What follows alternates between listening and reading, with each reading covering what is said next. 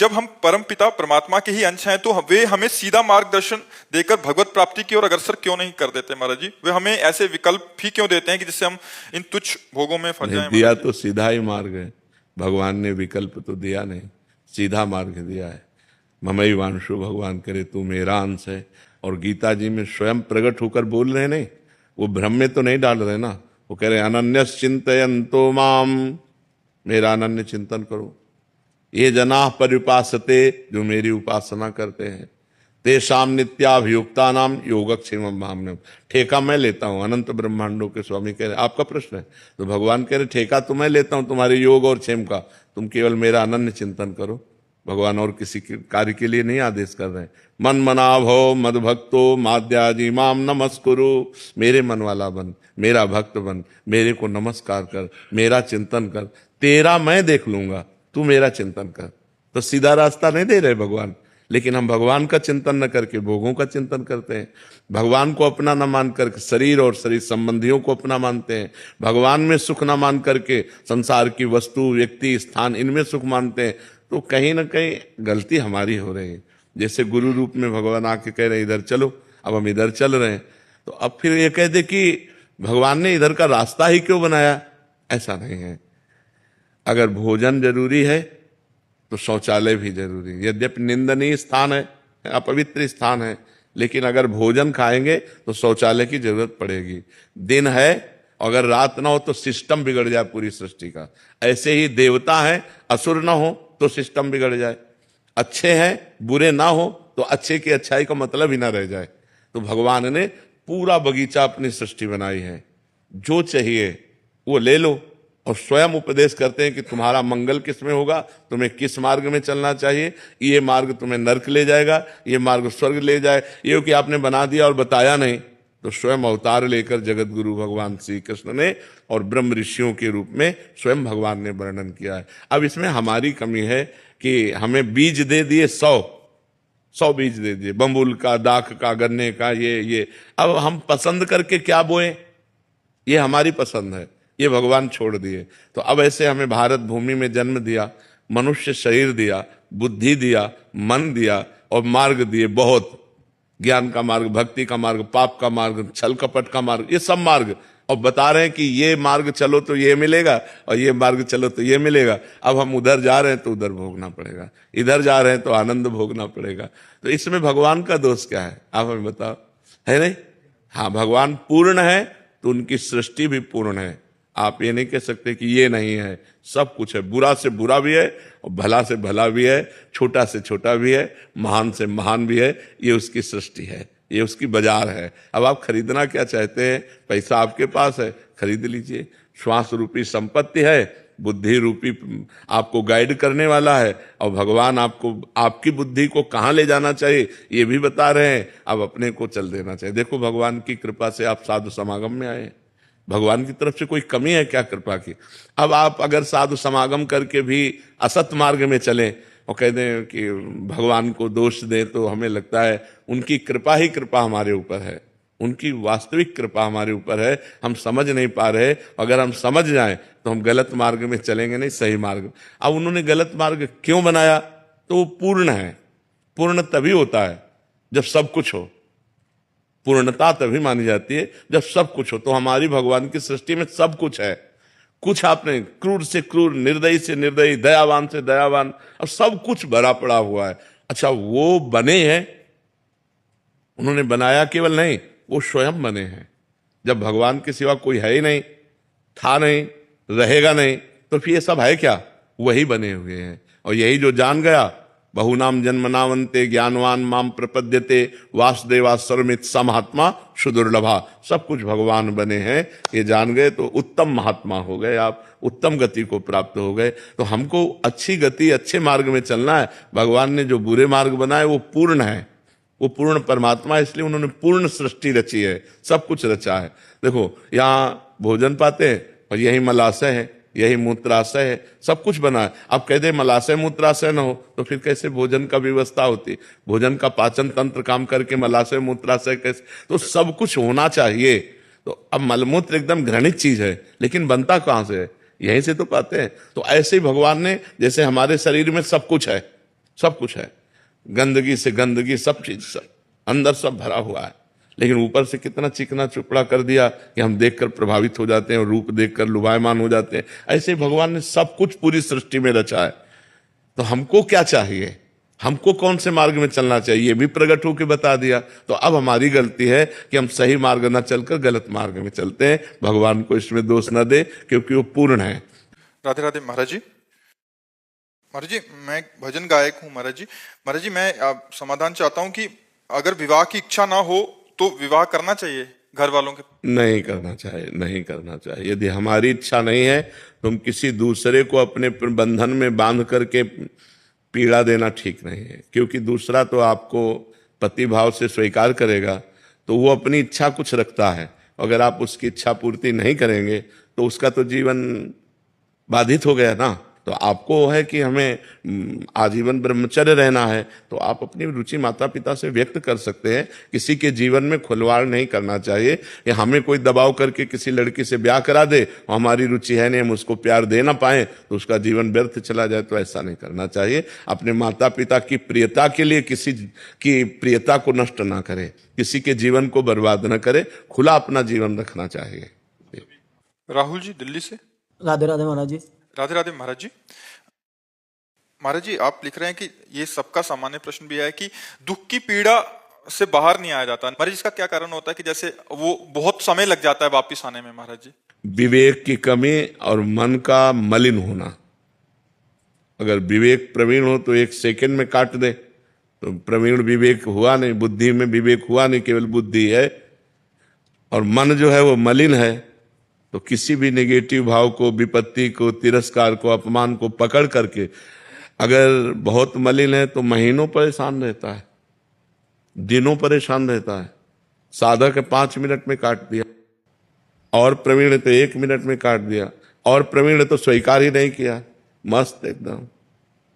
तो ये विवेक सत्संग से होता है। बिन सत्संग विवेक न होई, और राम कृपा बिन सुलभ न। बिना भगवान की कृपा के सत्संग नहीं मिलता, और बिना सत्संग के विवेक नहीं होता।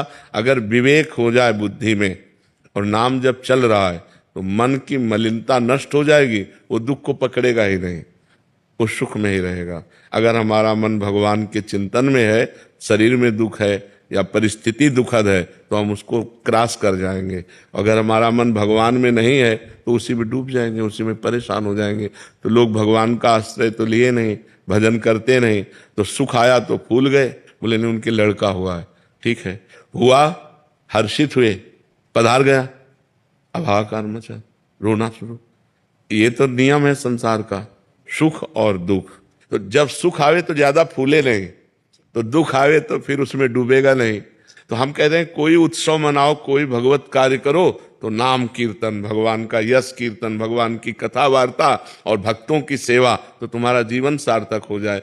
तो अपवित्र मन दुख को पकड़ता है, और पवित्र मन सुख को, भगवान के सुख को पकड़ता है। भगवान का सुख ऐसा है जो सांसारिक सुख दुख से निवृत्त कर देगा।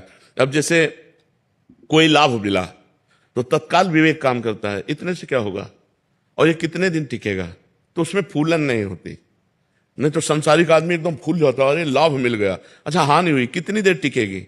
जब सुख नहीं टिका तो ये कितनी देर टिकेगी? हम डटकर इससे लड़ते हैं, और इस विपत्ति से, इस दुख से, इस हानि से हम परास्त नहीं होंगे, क्योंकि विवेक काम कर रहा है। और विवेक सत्संग और नाम जप से होता है। तो नाम जप और सत्संग करो, जिससे तुम्हारा मन पवित्र रहे, दुख का स्पर्श न करे।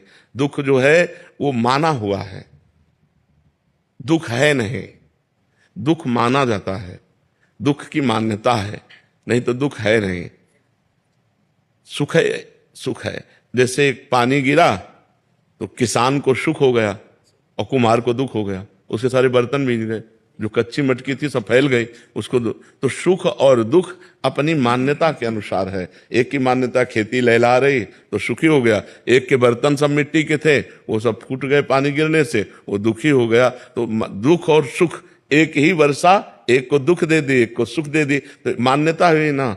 अपनी मान्यता बिगड़ गई, अपनी मान्यता बन गई, तो सुख और दुख का ये कोई शाश्वत सुख नहीं है। शाश्वत भगवान का सुख है। यदि हम नाम जप करें, सत्संग सुने और भगवान के भरोसे हो जाएं, तो हम सुख दुख से निपट सकते हैं। नहीं तो पीस डालता है आदमी, इतना दुखी हो जाता है कर लेता है।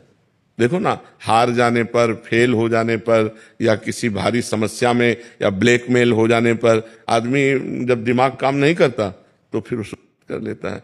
तो हमें लगता है कि हमें सत्संग के द्वारा अपने विवेक को बढ़ाना चाहिए, जिससे हम ऐसी परिस्थितियों से निकल पाए। अगर हम ना निकल पा रहे हैं तो हमको विज्ञ जनों के पास जाना चाहिए, संतों के पास जाना चाहिए, वहां अपनी समस्या रखनी चाहिए, उससे निकलने का उपाय पूछना चाहिए। डूबना नहीं चाहिए, उसको पकड़ के नहीं बैठ जाना चाहिए कि अब क्या होगा, अब तो सब बेकार हो गया। नहीं, ऐसा नहीं, कोई ना कोई रास्ता भगवान निकालेंगे, जिससे फिर हमारे जीवन में प्रकाश आएगा, फिर हम आनंद को प्राप्त होंगे। अनिल आनंद जी मेरठ से। राधे राधे महाराज जी। महाराज जी, मैं पिछले 2 वर्षों से YouTube के माध्यम से आपके प्रवचन सुन रहा हूँ। महाराज जी, जो जो आपने दुर्व्यसन बताए, पिछले लगभग 25 वर्षों से उनसे दूर हूँ। किंतु महाराज जी, भगवान जी भगवत गीता में कहते हैं कि, महाराज जी इनका कहने का भाव है कि साधक अपनी इंद्रियों को भोगों से रोक सकता है, किंतु इंद्रिय विषयों के प्रति उनकी रुचि बनी रहती है। महाराज जी, रस नृत्य तो परम के दर्शन के बाद होता है, यही स्थिति इस साधक की है। तो महाराज जी, जब तक ईश्वर दर्शन या परम दर्शन नहीं, होगा, तब ऐसा तक नहीं क्या कि सावधानियां? ईश्वर दर्शन के बाद ही रस बुद्धि नष्ट होती, नहीं।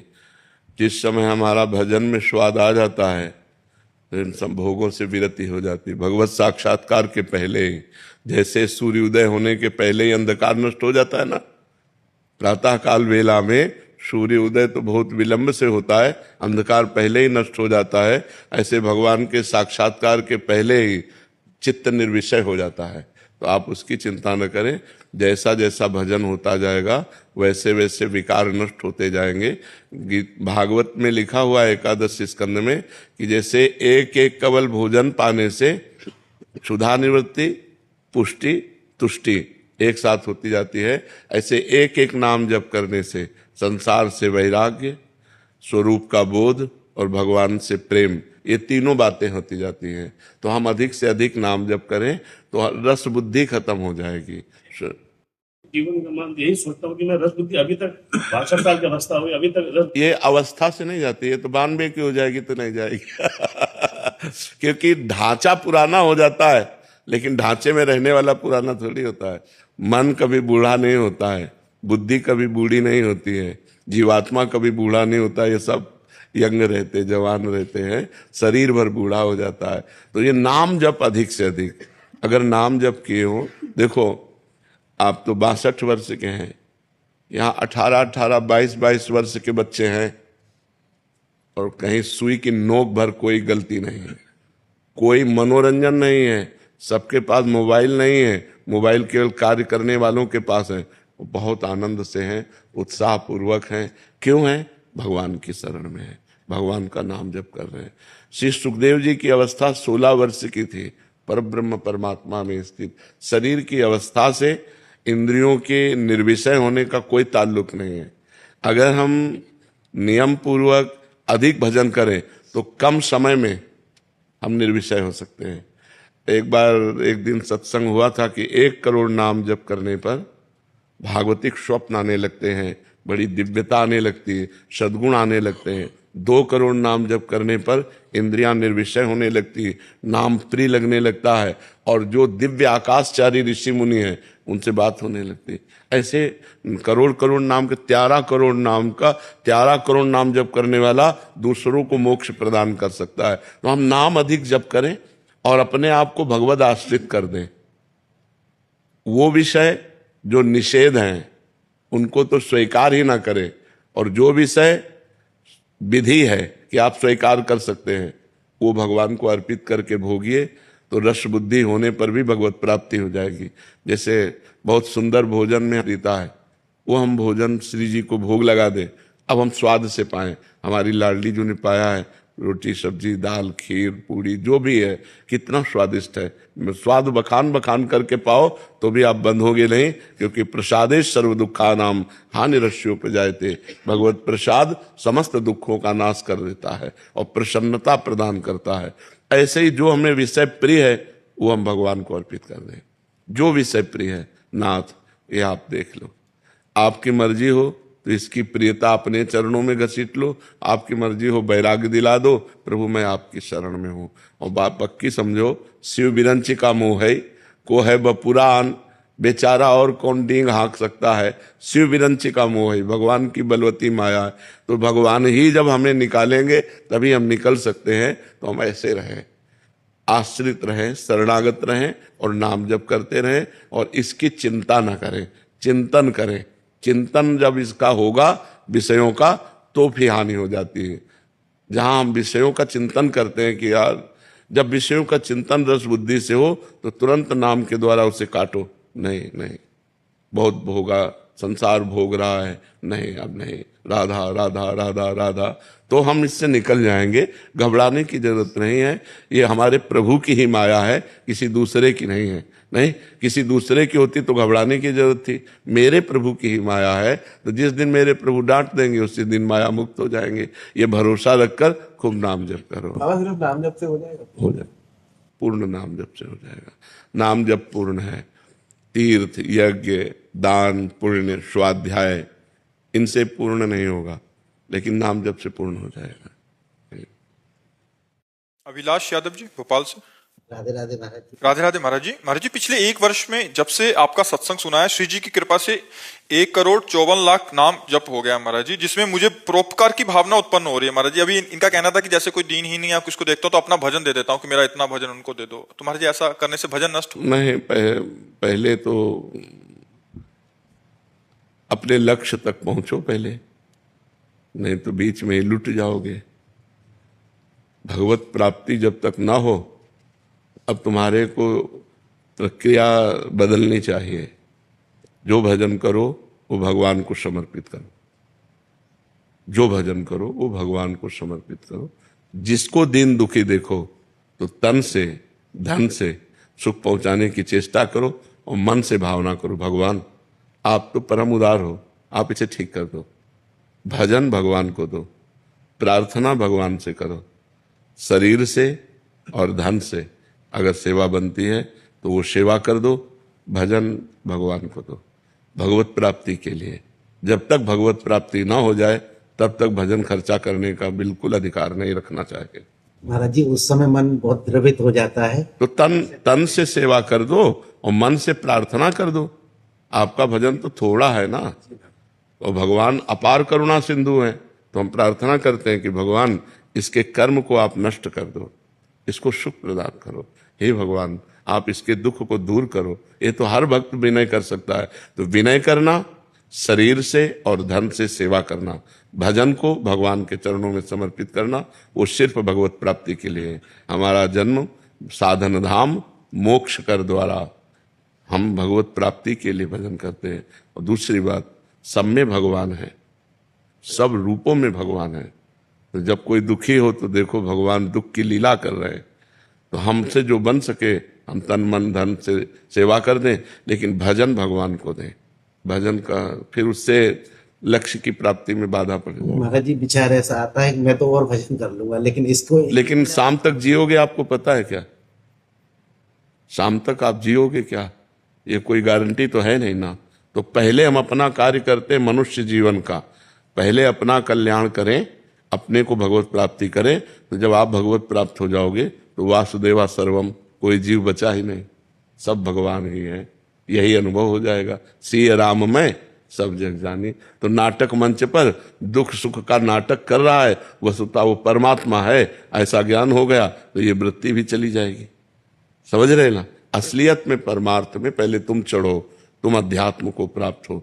तो जब तुम्हारा चश्मा बदलेगा तो सर्वम खलमिदम ब्रह्म, सब ब्रह्म विराजमान है। तो दुख सुख का कोई खेले नहीं है।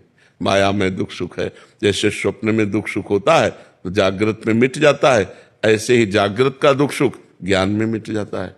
जब आप ज्ञान को प्राप्त होगे, भगवान को प्राप्त होगे, तो न दुख है न सुख है, वही सच्चिदानंद परमात्मा स्त्री पुरुष रूप धारण किए हुए लीला कर रहा है, ऐसा अनुभव आएगा। तो अपने भजन को भगवान को समर्पित कर। प्रदीप त्रिपाठी जी। राधे राधे महाराज। राधे राधे महाराज जी। महाराज जी, आप एक उत्तरकांड की एक वर्णन कर रहे हैं, नहीं अनीति नहीं कछु प्रभुताई, सुनहु करहूं जो तुम्हीं सोहाई। महाराज जी, अगर पूर्व में गलत काम हो गए हैं तो अब राधा नाम का सहारा ले लिया है, तो इसी जन्म में श्री जी मिल जाएंगे महाराज जी? हाँ, इस जन्म में मिल जाएंगे, लेकिन पूरी ब्रक पक्की लगनी चाहिए। अब लो नसानी अब ना नसो।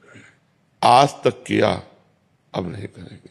ऐसे हमारे इतिहास में बहुत से महापुरुषों के चरित्रों में लिखा है कि वो पहले वैश्यागामी थे, पहले हिंसक चोर डाकू थे, लेकिन जिस दिन से बदले फिर अब लो निशानी अब ना निशानी। अगर हमसे पाप हो गए हैं और हम नाम जप कर रहे हैं, इससे सारे पाप नष्ट हो जाएंगे तब, जब अब नया पाप नहीं करोगे तब। अगर वही पाप करते रहे, नाम जप करते रहे, तो प्लस हो जाएंगे, जुड़ जाएंगे और हमें दंड मिलेगा, नाम का अलग फल मिलेगा, पाप का फल अलग मिलेगा। अगर आज से हम पाप नहीं करते हैं तो हमारे नाम जप के प्रभाव से पूर्व के सारे पाप भस्म हो जाएंगे और मुझे इसी जन्म में भगवत प्राप्ति हो जाएगी। खूब डट के नाम जप करे, पर डरे, पाप कर्म से डरे। पाप एक अंधियारा है, एक दुख है, एक विपत्ति है, एक महान विघ्न है जो हम कर देते हैं और वो सुरक्षित जमा रहता है, फिर हमको दंड देता है। और जब दंड देता है तब हम अच्छे कर्म कर रहे होंगे तो फिर हमें संशय होता है कि क्या अच्छे कर्म का फल दंड होता है क्या। लेकिन पूर्व का पाप का दंड आया और अच्छे कर्म अब जो है वो आगे हमें सुख देंगे।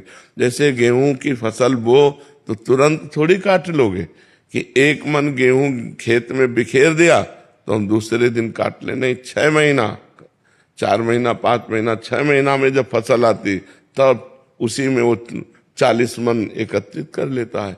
ऐसे आज जो हम सत्कर्म कर रहे हैं वो आज हमको काटने को नहीं मिलेगा, आज हमको काटने को मिलेगी कल की फसल, आज की फसल आगे आएगी। ऐसा धैर्य पूर्वक सत्कर्म करते रहना चाहिए। दर्शन जी अहमदाबाद से। राधा वल्लभ श्री हरिवंश महाराज जी, महाराज जी अगर साधक भगवत प्राप्ति के मार्ग पर चलना चाहता है और पत्नी भी उसकी सहायता कर रही है तो क्या बच्चे करना जरूरी है महाराज जी?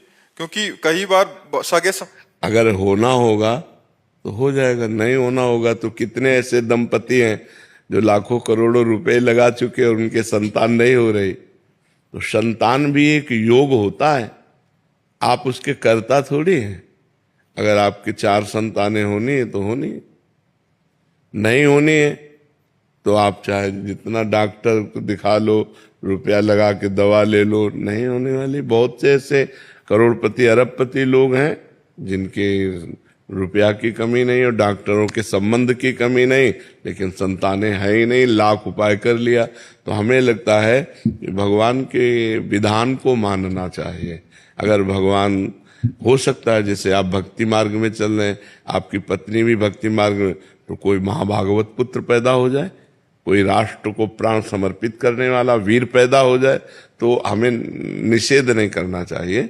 अगर भगवान का विधान है कि 2 संतान उत्पन्न हो और आप उनकी सेवा करते हुए नाम जप, तो भगवान की सेवा बन जाएगी। तो हमें इस पर ज्यादा विचार नहीं करना चाहिए कि हमें संतान करना है या नहीं करना। ये तो विधान पहले से हो गया।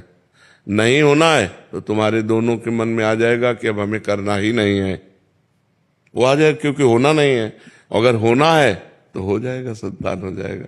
18 वर्ष ब्याह के बाद संतान होते हैं। 18 वर्ष ब्याह कर किए हो गए और संतान योग बना जाके 18 वर्ष बाद। लास्ट की बहन के लिए थी जी, सारी रिपोर्टें नॉर्मल थी दोनों की, हस्बैंड की, वाइफ की, और 18 साल बाद। हाँ, तो वही कह रहा हूँ कि 18 वर्ष बाद संतान का योग होता है। तो जब योग होता है तभी होता है, और योग नहीं होता तो फिर अपने बस की बात थोड़ी। अपने तो एक चिड़ैया नहीं बना सकते, फिर मनुष्य के एक रोम गिर जाए ना, रोम तो हम दोबारा लगा ले सकते, फेविकोल से थोड़ी देर जोड़ दे, वो बात अलग है। तो हम संतान क्या पैदा कर पाएंगे, वो भगवान का योग होता है। अगर वो योग होगा तो है।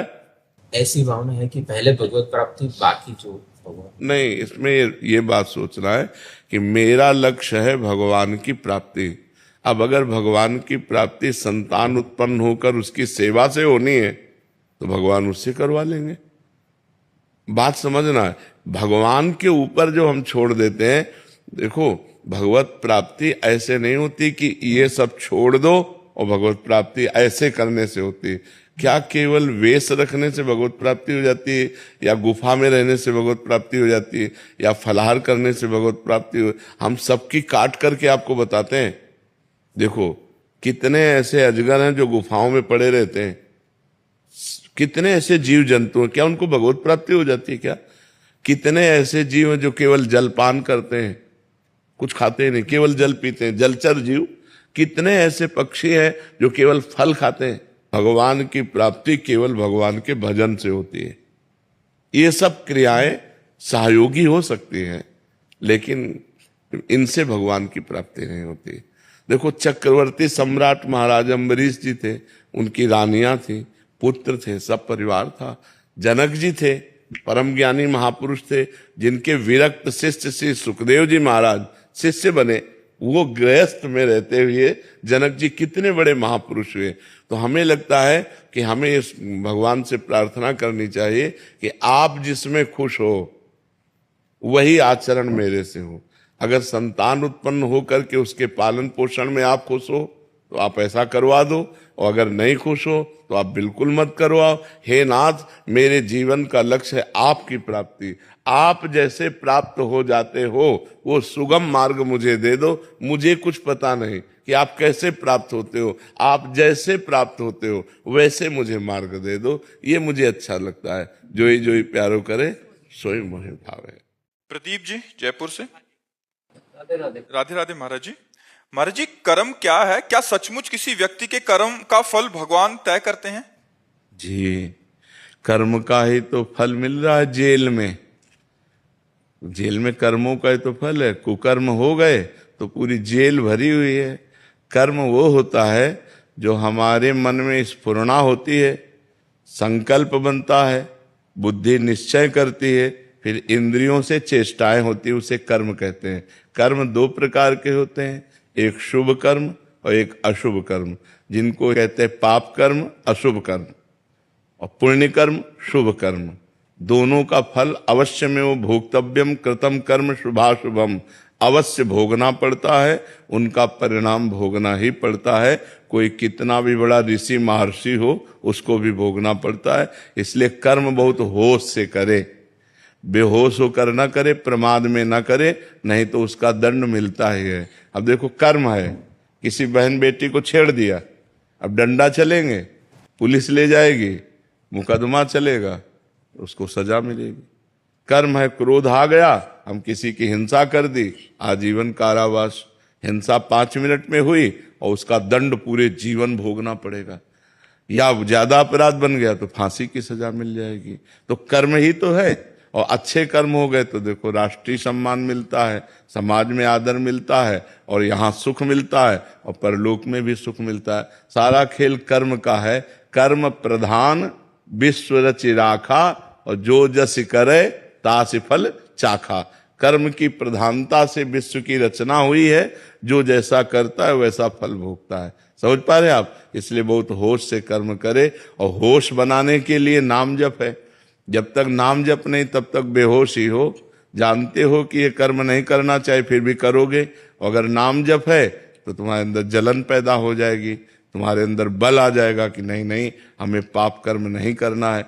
सब कोई जानता है पाप कर्म किसे कहते हैं और पुण्य कर्म किसे कहते हैं। भगवान ने इतना ज्ञान सबको दिया है। और जब कोई कर्म करने चलता है तो भगवान अंदर से प्रेरणा करते हैं, ये गलत है, मत करो। लेकिन हम लोग इतने मलिन स्वभाव के हैं कि अंदर की बात को न मानकर और कर्म कर बैठते हैं, और बाद में सोचते हैं कि यार हृदय में तो आया था, पहले अंदर आया था कि यार ना करें, पर यार अब कर दिया, तो फिर अब भोगना पड़ता है। इसलिए कर्म बहुत संभाल करके। वर्तमान में कभी किसी सत्कर्म का विपरीत फल मिले तो इसका क्या अर्थ समझ? नहीं, सत्कर्म का विपरीत फल मिलता ही नहीं है, वो आगे मिलेगा। हाँ, जैसे हमने आज सत्कर्म किया और आज हमको कष्ट मिल रहा है, तो ये हमारे सत्कर्म का नहीं मिल रहा, ये हमारे पूर्व पाप कर्म का मिल रहा है। आज जो सत्कर्म किया है, आगे फसल, आगे हमें ये सुख देगा। लेकिन आज हम अच्छे से चल रहे हैं और दुख भोग रहे हैं, तो इसका मतलब है पूर्व के पाप हमें दंड दे रहे हैं, और अभी का जो अच्छा कर्म है वो हमारा भागवतिक बैंक में जमा हो रहा है, जो हमें आगे प्राप्त होगा। जैसे किसान की फसल तुरंत अन्न नहीं दे देती, कई महीने लगते हैं, ऐसे बड़ी सरकार है हमारी तो बहुत लेट नंबर आता है। जैसे अभी है तो मुकदमा कई वर्ष नहीं चलता, किसी केस का कहो मुकदमा सालों चलता रहे, कहो 10 साल चलता रहे, कभी कभी तो उतनी जितनी सजा भोगनी होती है उतना तो मुकदमा में वो जेल में बंद रहता है। तो ऐसे ही भगवान की बहुत बड़ी अदालत है, अनंत ब्रह्मांडों के जीवों का हिसाब है, होता 1 सेकंड के कम हिस्से में है, पर जब होगा बहुत फाइनल में होगा, तो इसलिए बहुत समय लगता है। जैसे आज पाप कर्म किए तो कहो 5 जन्म बाद उसका दंड मिले जाकर तुम्हें, तो लगेगा हमने इस जन्म में तो पाप किया नहीं, लेकिन भोगना पड़ेगा, वो अवश्य में भोगतव्यम, क्योंकि जीवात्मा वही है, शरीर बदल गया। जैसे कोई क्रिमिनल हो और वो पैंट शर्ट पहनता हो, फिर धोती कुर्ता पहनने लगे या वो सलवार कुर्ता दुपट्टा धारण करने लगे, तो पहचानने वाला तो पहचानता है ये वही क्रिमिनल है। तो भगवान तो जानते हैं ना ये वही जीव है जो पूर्व जन्म में पाप कर्म किया है, तो उसको वही दंड दे देते, जाओ तुम्हें ये भोगना। अब इस जन्म में उसने कोई पाप किया नहीं वैसा, लेकिन पूर्व जन्म का पाप कर्म आकर उसे दंड देता है। जैसे संतों को है, मान लो कोई बचपन से संत है, देखो रामकृष्ण परमहंस जी के गले में कैंसर था, भाई जी हनुमान प्रसाद पोद्दार जी के उदर में कैंसर था, बड़े बड़े संतों को बड़े बड़े कष्ट भोगने पड़े, क्योंकि पूर्व में किया हुआ पाप भोगना पड़ेगा। भगवान को भी भोगना पड़ा, वो कानून से अलग नहीं रहते। भगवान ने छुप करके बाली को मारा व्याध की तरह, तो कृष्णावतार में अगले जन्म में अंतिम समय व्याध ही भगवान के चरणों में बाण मारता है, तब वो परम पद को जाते हैं। तो ये कानून है। तो भागवतिक जो कानून है वो एक राय भर नहीं बख्शता। भारतीय कानून में थोड़ा धोखा हो सकता है कि वकील चतुरतावश दूसरा प्रमाण पेश करके और दोषी को बचा दे और निर्दोषी को फंसा दे, लेकिन हमारे भगवान के दरबार में किसी वकालत की जरूरत ही नहीं है, किसी गवाही की जरूरत नहीं। 1 सेकंड में उस जीव का हिसाब हुआ फाइनल। अब अगर उस हिसाब को बदलना चाहते हो तो नाम जप करो, दूसरों का उपकार करो, तीर्थों का अवगाहन करो, भगवान की कथा सुनो, जिससे सारे पाप तुम्हारे नष्ट हो जाएं। तो ये जो बल है ये तुम्हें बचा लेगा। नाम बल, भगवान का सेवा बल, परोपकार, ये बचा लेगा। अब दूसरों को दुख देना, पाप कर्म करना, तो फिर नाना प्रकार के नरकों को भोग कर यहां भी दुर्गति भोगनी पड़ती है। जैसे आपके पाप कर्म है पूर्व के, वो आप बहुत पढ़े लिखे हो, आप लाख उपाय करो आपको नौकरी नहीं मिलेगी, पढ़े लिखे डिग्री लिए घूमते रहो कोई। और कुछ ऐसे हैं कि आपसे ज्यादा वो मंद बुद्धि के, वो ज्यादा प्रवीण नहीं है, लेकिन वो निकलते चले जा रहे हैं, क्योंकि उनका पुण्य बल काम कर रहा है। तो यहां पुण्य बल, अगर सुख चाहते हो तो पुण्य करो, चाहते सुख हो और करते पाप हो तो पाप का परिणाम दुख मिलता है। शराब पी रहे हैं, गंदी बातें बोल रहे हैं, गंदे आचरण, एक एक चीज का फल है आपका। अगर आप बातें बोल रहे हो तो उसका भी फल है।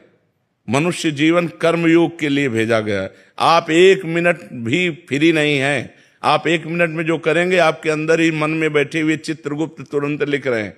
आपकी मन रूपी चिप में वो बिल्कुल सीन सहित जैसे चिप लगा दो ना तो पूरा टेलीविजन उसमें टीवी में आने लगता है, सब ऐसे सीन सहित चित्रगुप्त लिखते हैं। तो भगवान के सामने 1 सेकंड में पूरा वो चिप दिख जाती है, इसने क्या क्या किया जीव ने, बस उसको दंड मिलता है। इसलिए हर समय नाम जप करो, अच्छे आचरण करो, अच्छा भोजन पाओ, दूसरों का उपकार करो। यही मनुष्य जीवन है, यही देवत्व है। नहीं तो राक्षसी भाव में लोग विचर रहे हैं, अपने को धनी मानते हैं, व्यभिचार करते हैं, शराब पीते हैं, मांस खाते हैं, दुर्गति को प्राप्त होते हैं। पूर्व जन्म के पुण्य से आज धन है, लेकिन ये बना थोड़ी रहेगा, ये नहीं बना रहे। जहां पुण्य खत्म हुआ था सब नष्ट हो जाता है, सब नष्ट हो जाता है। तो ये है, हमारे कर्मों का फल हमको भोगना पड़ेगा। तो इसलिए हम भगवान का नाम जप करें, परोपकार करें, जिससे हमारा मंगल हो जाए। परीक्षित जी, श्री हरिवंश महाराज जी, महाराज जी, आप जब भी कोई मुसीबत आती है, डर लगता है, तो आपका ख्याल आता है, उससे लगता है कि उस डर को मैं भगा दूंगा और भाग भी जाता है। आपके समक्ष आकर पुनः आपको देखकर खुद को ताकतवर बना लेता हूँ महाराज जी, सभी डरों को पराजित कर लेता हूँ। लेकिन ये डर लगता है कि यदि कल आप नहीं रहे, किसी से शक्ति लूंगा मैं, कौन मुझे संभालेगा। अब ये समस्या तो बड़ी भारी है ही, ये समस्या तो बड़ी भारी है ही, क्योंकि ये मरण धर्मा शरीर है और रोग ग्रसित है। तो अब इतने भारी रोग से ग्रसित है ना कि इसको कहा नहीं जा सकता कि ये कल चलेगा। हो सकता है 10-20 साल चल जाए, हो सकता है 10 मिनट न चले, ऐसी बिगड़ी गाड़ी है, दोनों किडनी फेल है, डायलिसिस हो रहा है। तो अब ये तो है ही है कि जब तक सानिध्य है तब तक। अब वैसे भी देखो, मोबाइल से देखना और फेस टू फेस देखना अंतर पड़ता है नहीं। तो अब प्रगट में जब हम किसी संत के सामने होते हैं तो हमको परमाणु भी मिलते हैं। मोबाइल से हम उपदेश ग्रहण कर सकते हैं, हमारा कल्याण का मार्ग प्रशस्त हो सकता है, लेकिन हमें परमाणु नहीं मिल सकते। परमाणु तो फेस टू फेस ही मिलते हैं। अब जैसे आप देख रहे हो, आप बैठे हो इस वातावरण में, तो जो भजन के परमाणु हैं, जो भागवतिक परमाणु हैं, जो धाम के परमाणु हैं, वो आपके अमंगल का नाश कर रहे हैं और आपके दिमाग में बैठकर पवित्रता का विस्तार कर रहे हैं। ये मोबाइल से तो नहीं होगा ना। वो तो प्रगट में तो अब कितने दिन भगवान को रखना है ये हमको भी नहीं पता है। तब लगा रहता है महाराज जी। हाँ, आपको ही नहीं, लाखों लोगों का ऐसा प्रश्न है। लाखों, कई लोग तो रो के बोले ऐसा। और आपका जैसा प्रश्न है ऐसा हमारा भी प्रश्न है कि हम अपने गुरुदेव से संचलित हैं। अगर कल मुझे पता चले कि मेरे गुरुदेव अंतर्ध्यान हो गए, तो जैसे प्राण निकल गए ऐसा शरीर रह जाए, फिर क्या रह जाए। गुरुदेव बैठे हैं तो इतना साहस है कि हमारे गुरुदेव है ना। तो गुरुदेव एक बल है, गुरु एक तपस्या भजन उसका बल है। अगर वो मान लो ये तो आपकी श्रद्धा से हो रहा है, और वो अगर संकल्प कर ले, मान लो आप श्रद्धावान हो रहे तो आपकी बैटरी चार्ज हो रही, और अगर वो अपनी तरफ से संकल्प करके आपको दे दें तो आप तो महाबलशाली हो जाएंगे। तो ये बात होती है कि प्रगट तभी तो होता है कि सौभाग्य है कि प्रगट में संतों का संग मिले। नहीं तो जब संत चले गए तो फिर उतना बात का प्रभाव भी नहीं रहता। जैसे हम हैं तो मोबाइल में उतना प्रभाव भी पड़ रहा है, और जैसे हमारा शरीर न रहे तो अभी वो सब ऐसे हो जाएगा, फिर उसका वो प्रभाव नहीं पड़ेगा, उतना प्रभाव नहीं पड़ेगा। वो धीरे धीरे धीरे धीरे सब शांत हो जाएगा। तो प्रगट में जब तक संत रहते तब तक धूम मची रहती है। जहां वो अंतर्ध्यान हुए तो धीरे धीरे माया धूल डाल देती है उनके प्रभाव में, उनकी वाणी में, उनके। तो जब तक महापुरुष प्रगट में रहते हैं तब तक विशेष प्रभाव रहता है, और जब अंतर्ध्यान हो जाते तो धीरे धीरे माया फिर धूल डाल देती है अपनी, और उनका प्रभाव अंतर्ध्यान हो जाता है। पर जो श्रद्धालु हैं, श्रद्धापूर्वक उनकी बात को मानते हैं, वो आजीवन उनकी बात पर मानकर उनका प्रगट अनुभव करते हैं। प्रगट अनुभव, जैसे नारद जी हैं तो है सृष्टि में तो है, पर हमारे सामने नहीं। अब हम अगर नारद जी की बात मानते हैं और नारद जी की भक्ति करते तो हमारे सामने भावना में आने लगते हैं कि बिना लिए नारद जी ऐसे हैं, भावना में आने लगते हैं। मतलब भावना में वो आए, वो केवल कल्पना नहीं है, वो हमारी भावना में आए। तो जैसे प्रेमानंद, अब आप बात प्रेमानंद की मान रहे हैं तो आपकी भावना में प्रेमानंद आएंगे, वो झांकी आएगी, क्योंकि भगवान ही प्रेमानंद है। ये शरीर प्रेमानंद थोड़ी है, प्रेम और आनंद तो भगवान ही है ना। वही आएंगे, वही तुम्हारी रक्षा करेंगे और वही आपको सपोर्ट करते रहेंगे। ये शरीर तो लिमिट समय का, आप कितना समय ये हमको भी नहीं पता है, आप कितने मिनट का है, कितने घंटे का या कितने वर्ष का, इसका कुछ पता नहीं, आपका भी नहीं पता है। नहीं, इसका बड़ा विचित्र खेल है। बीमार बैठे रहते, स्वस्थ चले जाते हैं। ये भाई, ये भगवान की बड़ी विचित्र लीला है। तो आप चिंता न करो, हम तुम्हारे साथ हैं, चाहे ऐसे चाहे वैसे, ठीक है। कुमार सत्यम जी। राधे राधे।